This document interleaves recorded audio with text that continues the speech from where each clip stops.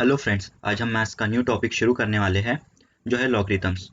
आज हम कुछ लॉगरिदम के बेसिक और इम्पोर्टेंट प्रॉपर्टीज सीखेंगे। ओके, तो लेट्स स्टार्ट लर्निंग।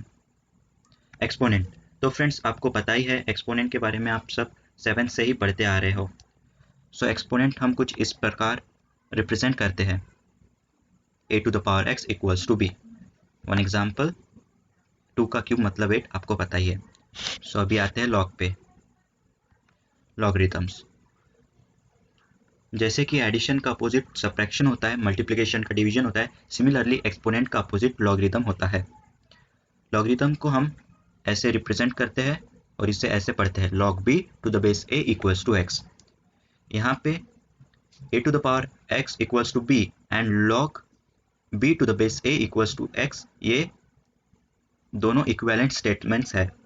एक्सपोनेंट वाले स्टेटमेंट में ये पता चलता है कि अगर a को x बार मल्टीप्लाई करें तो हमें b मिलता है, और यहाँ पे हमें यह पता चलता है कि b को लाने के लिए हम a को x बार मल्टीप्लाई करते हैं। दोनों सेम ही लगते हैं लेकिन है थोड़ा डिफरेंट।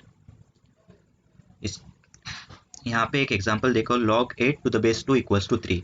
ये दोनों एग्जांपल सेम ही है। ओके, चलो थोड़ा और डिटेल में दो एग्जांपल सॉल्व करते हैं अपन। First example, log 49 to the base 7 का आंसर क्या होगा? तो इसे ऐसे सॉल्व करते हैं, log 49 टू द बेस 7 को हम पहले x कंसीडर करते हैं, फिर सेम स्टेटमेंट को हम एक्सपोनेंट फॉर्म में कन्वर्ट करते हैं, जो कि कुछ ऐसे दिखते हैं, जो है 7 to the power x equals to 49। अब हम 49 को 7 का स्क्वायर भी लिख सकते हैं। ऐसा हमने क्यों किया? क्योंकि यहाँ पे बेस सेम आना चाहिए। अब यहाँ पे बेस सेम आ चुका है तो x की वैल्यू 2 हम लिख सकते हैं। आपको समझ में आ गया होगा। नहीं आया तो एक और एग्जांपल देखते हैं, log 125 to the base 5 equals to क्या होगा? अब आप पॉज करके सॉल्व करने की कोशिश कीजिए। चलो अब मैं बताता हूँ। log 125 to the base 5 equals to x हमने कंसीडर किया। ओके, अब इसको एक्सपोनेंट फॉर्म में चेंज किया तो हमें कुछ ऐसा इक्वेशन मिली, 5 raise to power x equals to 125। अब 125 5 का क्यूब है, हमें पता है, तो हमने 5 का क्यूब लिख दिया। ओके, तो अब बेस सेम है तो पावर्स भी सेम ही होगी, तो यहाँ पे पावर्स हमने इक्वेट कर दी, तो हमको इस एक्सप्रेशन का वैल्यू मिली 3। ओके, तो अब आपको समझ में आ चुका होगा। तो अब हम लॉगरिदम्स के कुछ प्रॉपर्टीज पढ़ते हैं, इंपॉर्टेंट प्रॉपर्टीज पढ़ते हैं। तो फर्स्ट प्रॉपर्टी है log mn equals to log m plus log n। अभी ये क्या है? log mn मीन्स मल्टीप्लिकेशन है, तो हम इसको log m plus log n भी लिख सकते हैं। एग्जाम्पल देखो, log 2 into 8 equals to log 2 plus log 8।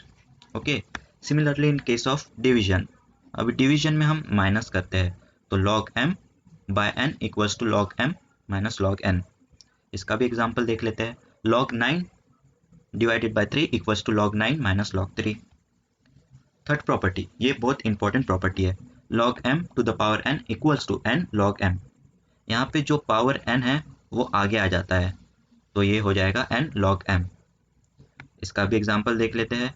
Example, log 2 का क्यूब, तो हम इसको 3 टाइम्स log 2 लिख सकते हैं। तो आपको समझ में आ गया होगा। अब इसको एक बार रिवाइज कर लीजिए।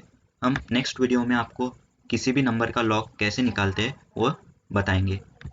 तो आगे लेक्चर के लिए आपको लॉग टेबल की ज़रूरत होगी और एंटी लॉग की भी ज़रूरत होगी।